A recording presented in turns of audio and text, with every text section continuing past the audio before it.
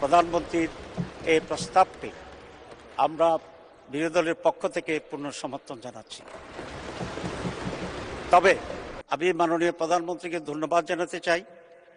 সাংবিধানিকভাবে কার্যপ্রণালী বিধি অনুসারে আজকের এই মহান সংসদের সভাপতি করার জন্য যার নাম প্রস্তাব করেছেন, উনি অত্যন্ত একজন সজ্জন, উনি অত্যন্ত প্রাচীন রাজনীতিবিদ।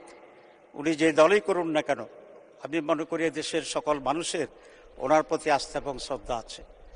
মাননীয় প্রধানমন্ত্রীর এই প্রস্তাবটি আমরা বিরোধী দলের পক্ষ থেকে পূর্ণ সমর্থন জানাচ্ছি।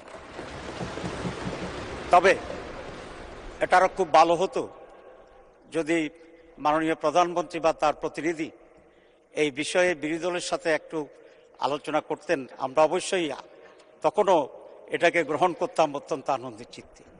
তো আমি আশা করি আগামীতে এই ধরনের যে সমস্ত বিষয় আসবে আলোচনা করা সম্ভব।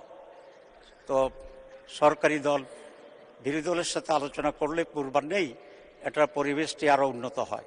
আমি সেই আশাবাদ ব্যক্ত করে এবং এই সিদ্ধান্তের প্রতি আমি আবারও প্রশংসা করে এবং মাননীয় সভাপতি, ওনার বাড়ি কুমিল্লা, আমার বাড়িও বোধহয় তার কাছাকাছি, সেই জন্য I have an special affiliation owner সাথে আছে। সব মিলিয়ে অত্যন্ত আনন্দ চিত্তে সমর্থন পুনঃ ব্যক্ত করে ধন্যবাদ জানিয়ে শেষ করছি। আল্লাহ হাফেজ।